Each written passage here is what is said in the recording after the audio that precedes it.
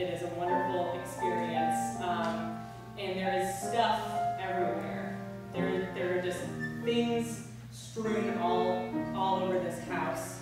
The things that had been like neatly stacked on top of other things are now totally unstacked, and they're on the kitchen counters, and they're on the dining room table, and they're all over the floor.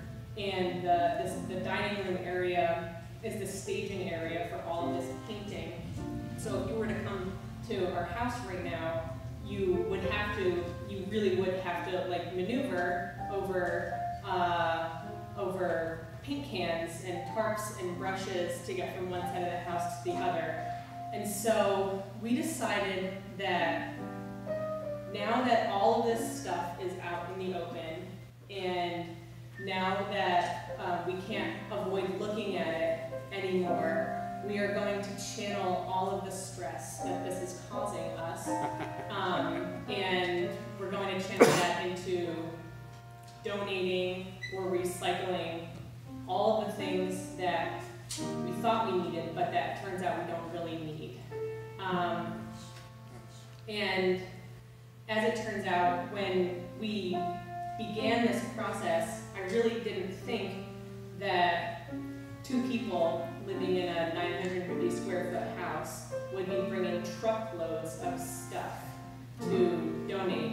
I didn't necessarily know how many things I have in my life that I don't really need. So I want to ask you, what do you need? I want you to think about your life, think about your work, think about your hobbies, or the things that you do in your leisure time.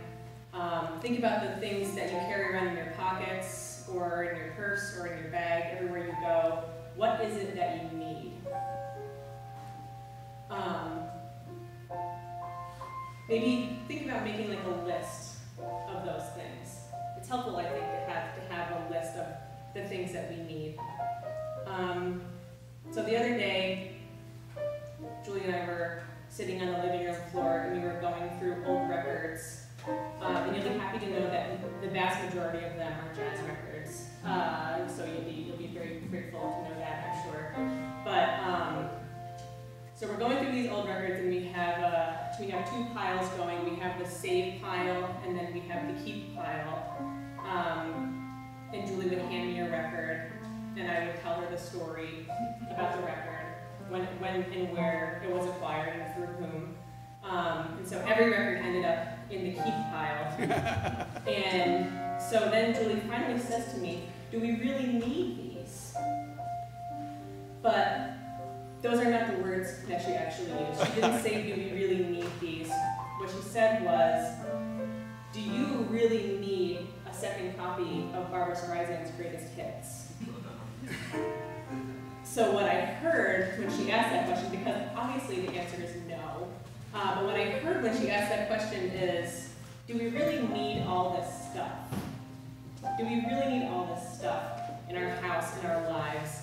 And I realized that I had been conflating wanting something with needing something. I wanted to keep the plates that I had bought as a freshman in college, but we never use them, and I don't need them. And Julie wanted to keep the enormous wooden Monopoly game. But for our own safety, we never play Monopoly. And so, therefore, we do not need any games of Monopoly, much less enormous wooden ones in the house. So think back to that list of things that I asked you to think about, the things that you need. Do you really need those things? Or are they things that you want? Are they perhaps, maybe they're not even things that you consciously want. Maybe they're things that you've been told that you need. But really, you could live without them. It's easy to mix up want with need in our culture. in a culture that tells us that we need more, that more is better. A culture that convinces us that we have to keep accumulating. We have to keep accumulating wealth in order to accumulate more stuff. And it's so important, given that this is our culture, that this is our reality, it's so important to take an inventory of the things that you really do need, the things that you actually can't live without. I think if we were to do that on any type of regular basis, most of us might be surprised to find that that list is actually pretty short. The things that we think we need, the things that we put our trust and our faith in, so often those are perishable things.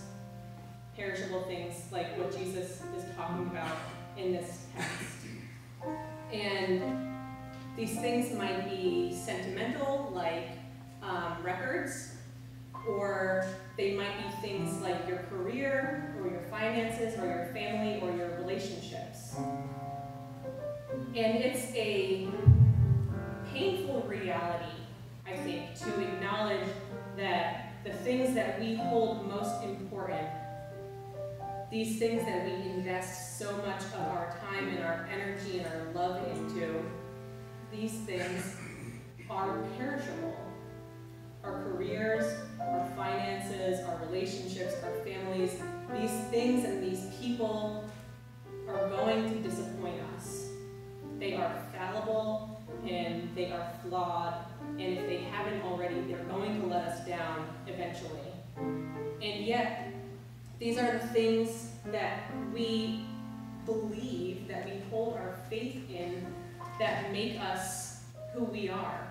These are the things that we believe give us purpose.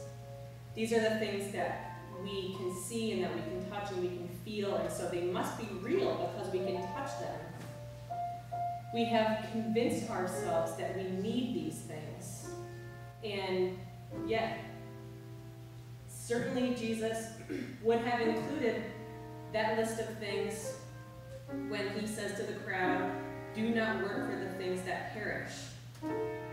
So he's specifically here talking about food, because he thinks the crowd is following him because they want more food, and I think he's probably absolutely correct. He had just fed these 5,000 people with 5 loaves and 2 fish, and they still don't get it. They still don't get what he's done for them.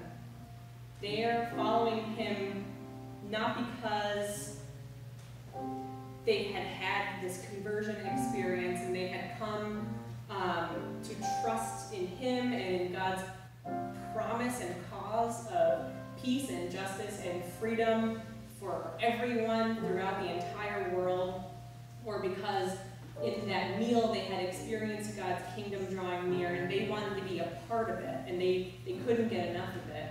They were following him because Jesus fed them when they were hungry. They were completely focused on the tangible, on the perishable, on what Jesus could offer them right here and right now. And that clearly aggravates Jesus. He's just like, I showed you this incredible sign of God's love and generosity, and don't you see? Don't you see the point of all this? Don't you see that this is about justice for all people? Don't you see that this is about mercy and grace? And people basically say, no, we don't. We don't understand that. We don't get that. All we know is that we are always hungry.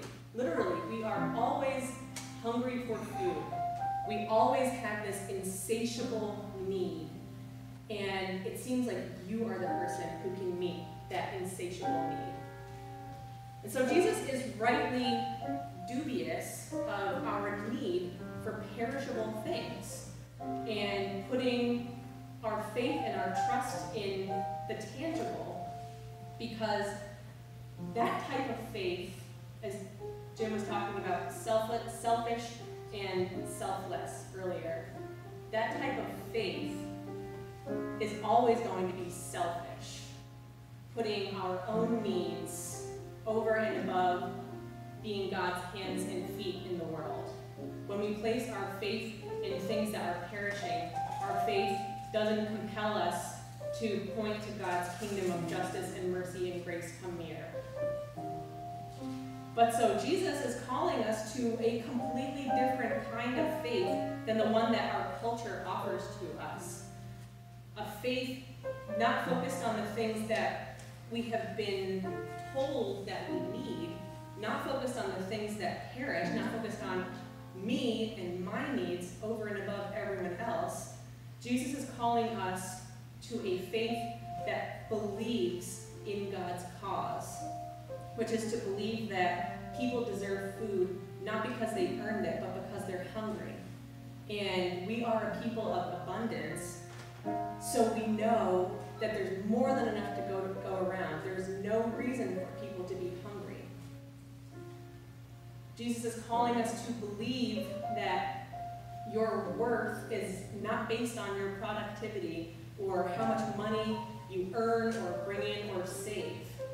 Jesus is calling you to believe that every person is worthy because they're people, because every person is, because every person is a beloved child of God.